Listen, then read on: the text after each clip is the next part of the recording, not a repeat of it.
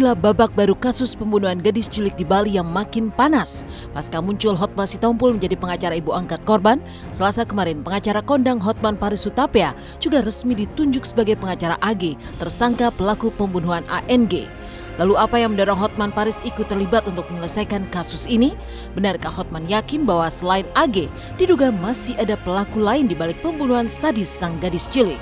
Memang sejak Hotma Sitompul ditunjuk sebagai pengacara dari Ibu Margaret, banyak benar masyarakat Bali, terutama yang kenal saya sebagian, dan juga Jakarta, yang minta agar perlu ada tambahan pengacara untuk mengimbangi. Nah, itu kata-kata dari mengimbangi, karena sudah di sana ditunjuk si Hotma Sitompul, maka perlu di sini Hotman Paris gitu loh. Karena sepertinya banyak anggota masyarakat yang percaya bahwa Agus itu bukan pelaku utama.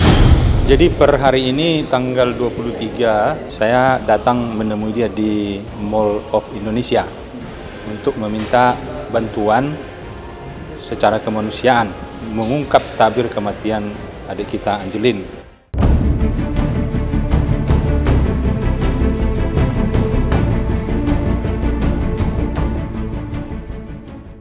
Ditunjuk sebagai kuasa hukum tersangka AG, Hotman Paris membeberkan sejumlah kejanggalan yang menjadi dugaannya. Benarkah Hotman pun menilai bahwa sudah memenuhi syarat untuk menetapkan seorang tersangka baru? Lalu apa kata Hotma Sitompul sebagai pengacara MGR yang ditetapkan sebagai tersangka kasus penelantaran anak? Saya pelajari kasusnya, saya melihat terlalu banyak kejanggalan dan sepertinya memang ada indikasi sangat kuat bahwa perlu ada tersangka baru. Karena apa? Salah satu yang saya lihat adalah Angelina itu ditemukan oleh polisi dikubur di belakang.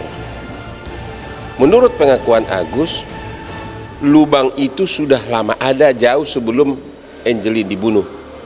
Oke? Dan kemudian dipakai untuk mengubur Angelina. Pertanyaannya, kalau pemilik rumah sudah tahu bahwa ada lubang di belakang rumahnya, sudah lama ada itu lubang, tapi kemudian tiba-tiba lubang tersebut tertutup, ditutupin oleh bambu dan kayu-kayu, dan ada anak yang hilang, tentu itu menjadi kecurigaan yang sangat, ini ada apa? Menurut pandangan kami, kasus ini tidak terlalu berat. Ini pembunuhan biasa dan tersangka pembunuhnya sudah ada. Itu aja.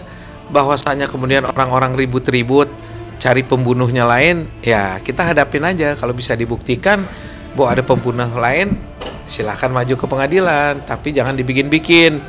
Karena berita-berita orang lalu mencari-cari salah orang lain. Semua hal yang bisa membantu Ibu Margaret akan kita ajukan. Saksi ahli, saksi dari psikolog, psikiater.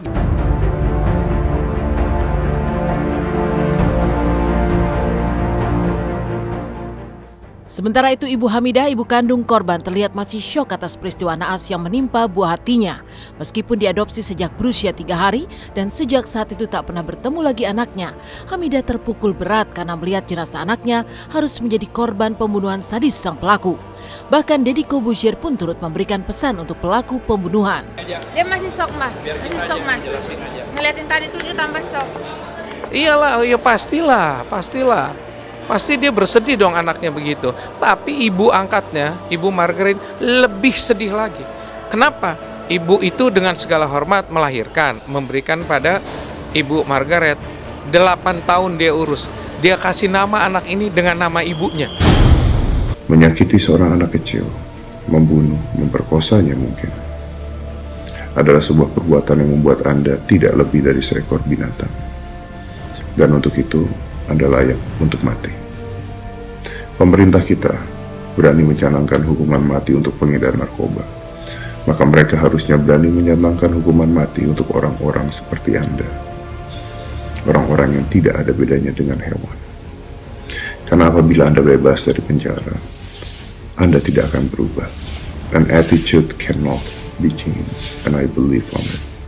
Jika kesedihan masih menyelimuti hati ibu kandung korban pembunuhan di Bali, kesedihan sedang menghampiri pula artis Annisa Trihapsari.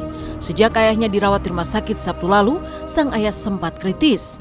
Lalu seperti apa perhatian Annisa yang tiap hari selalu menemani sang ayah di rumah sakit saat pulang syuting? Apa yang membuat Annisa menangis? Simak kisahnya secara eksklusif setelah jeda berikut ini.